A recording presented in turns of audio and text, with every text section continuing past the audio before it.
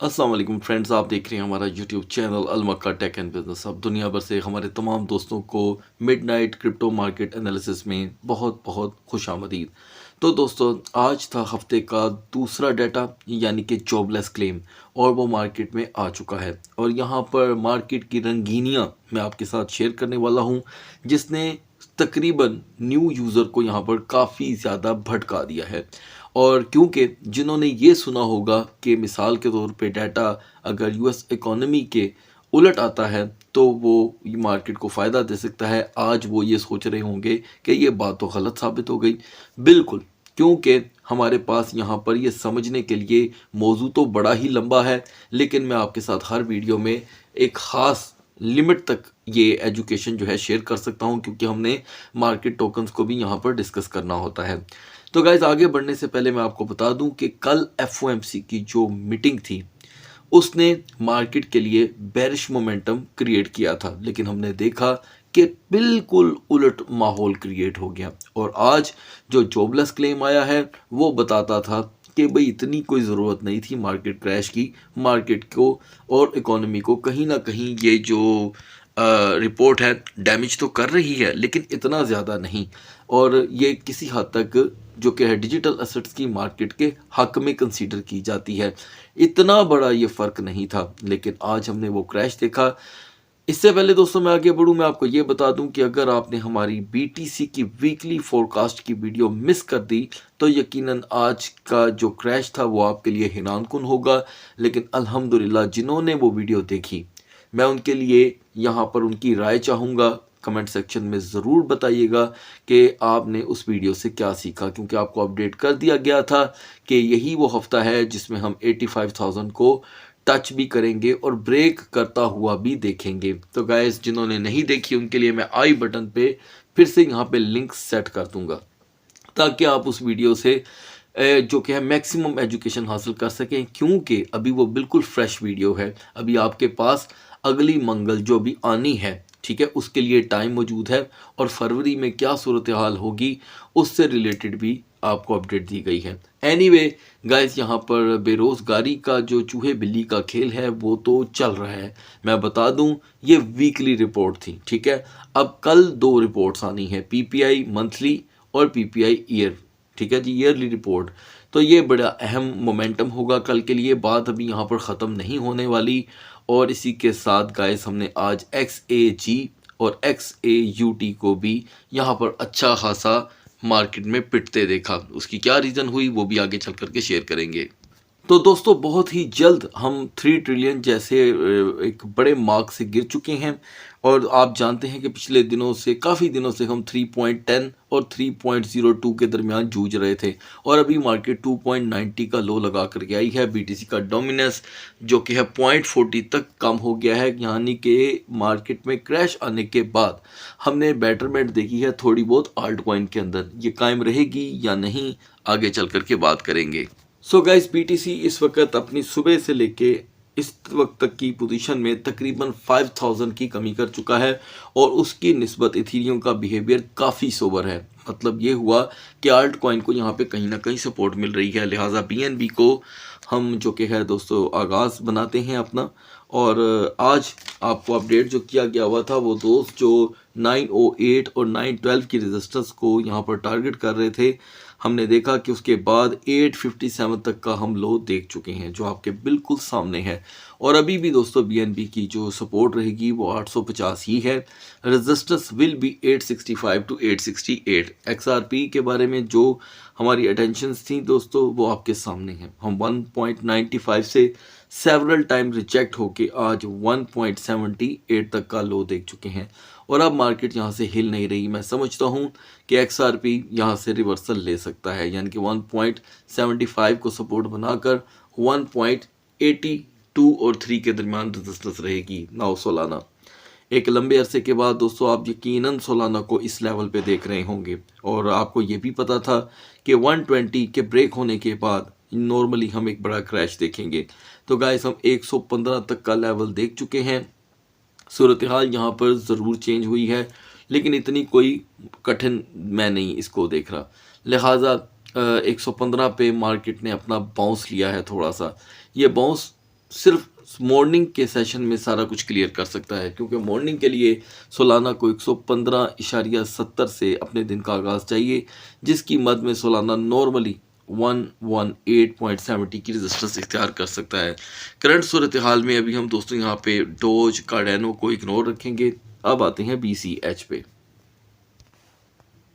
तो गाइज यहाँ पर BCH जो हमारे सुबह के एनालिसिस के दरमियान 581 पे रजिस्ट कर रहा था, आपको बताया गया था कि इसके ब्रेक होने पे हम 570 का एक नॉर्मल लो देखेंगे। और गाइज ज़रूर कंपैरिजन कीजिएगा, हम 548 तक का लो देख चुके हैं। यहाँ पर BCH थोड़ा सा बाउंस ले रहा है। सिर्फ और सिर्फ नेक्स्ट 30 मिनट तक अगर BCH यहाँ पर अपनी रेजिस्टेंस बना लेता है तो 555 से लेकर 557 तक की इसमें रेजिस्टेंस देख सकते हैं। और हाइपर लिक्विड के बाद दोस्तों अभी फ़िलहाल जो इसकी पोजीशन है, इसे हम इस मार्केट के अंदर थोड़ी देर के लिए लीव कर देंगे, ठीक है।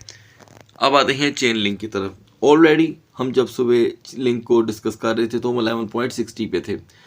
इसके बारे में भी दोस्तों आपको अपडेट किया गया था कि लिंक को यहाँ पर 11.50 के ब्रेक होने के बाद 11.30 का नॉर्मल लो जो कि है फेस होना होगा, तो वो भी आपके सामने है। अभी मॉर्निंग के लिए लिंक का अंदेशा फॉल करने का भी ख़त्म नहीं हुआ। मैं समझता हूँ 10.65 से 10.75 इसकी यहाँ पर नई सपोर्ट रहेगी और रेजिस्टेंस 10.95 11 को अगर ये क्रॉस करता है तो थोड़ा सा वॉल्यूम चाहिए होगा विद स्ट्रगल। गाइस Zcash जो मॉर्निंग में अपनी 364 की रेजिस्टेंस पे था, आपको अपडेट किया गया था कि आज का हमारा सारा प्रेशर 350 पे होगा। तो गाइस हम कुछ ही देर पहले 351 से बाउंस बैक करके आए हैं। यहाँ पर Zcash 350 पे अपनी पावर शो करने में कामयाब हुआ है। 350 और 355 के दरमियान नेक्स्ट 45 मिनट की जो समझ लें रेजिस्टेंस है वो Zcash को 363 तक का एक मज़ीद स्ट्रॉन्ग लेवल प्रोवाइड कर सकती है। सुई दोस्तों आपके सामने है। फ़िलहाल हम अपना वक्त जो है यहाँ पर सेव करेंगे। पोल्का डॉट में एक्स्ट्रा लो देखा गया है दोस्तों 10 सेंट का, आपके सामने सूरत हाल है 1.85 से रिजेक्शन के बाद। और अभी पोल्का डॉट ज़्यादा से ज़्यादा 1.75 की रेजिस्टेंस यहाँ पर ग्रैब कर सकता है। एक लंबे अरसे से दोस्तों, यानी कि अब तीसरा हफ्ता, जब ये हफ्ता कंप्लीट हो जाएगा तो एक तीसरे हफ्ते का आगाज़ होने को है। यूनिस्वैप मुसलसल डाउन साइड पे है और ज़ाहिरी बात है अभी कुछ बर्निंग हुई थी इसकी और बर्निंग इसे कुछ ख़ास पोजीशन में हेल्प नहीं कर सकी। अभी के लिए यहाँ पर जो हमने इसका लो देखा है दोस्तों वो आपके सामने है 4.32 इसका मैक्स लो रहा। मैं समझता हूँ कि यूनिस्वैप 4.20 से 4.28 के दरमियान अपनी सपोर्ट बना के 4.40 तक की एक नॉर्मल रेजिस्टेंस अपना सकता है। अब आते हैं दोस्तों XAUT पे। देखिए गाइज इस माहौल के अंदर XAUT जो है वो आपको तकरीबन 55.42 से ब्रेक होता दिखाई दिया। आज की इसकी सपोर्ट थी 5500।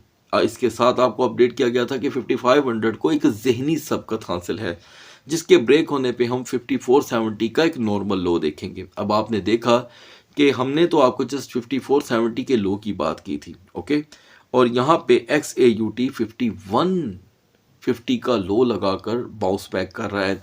तो याद रखिएगा कि अभी जॉबलेस क्लेम का जो इम्पैक्ट है वो ख़त्म नहीं होने वाला।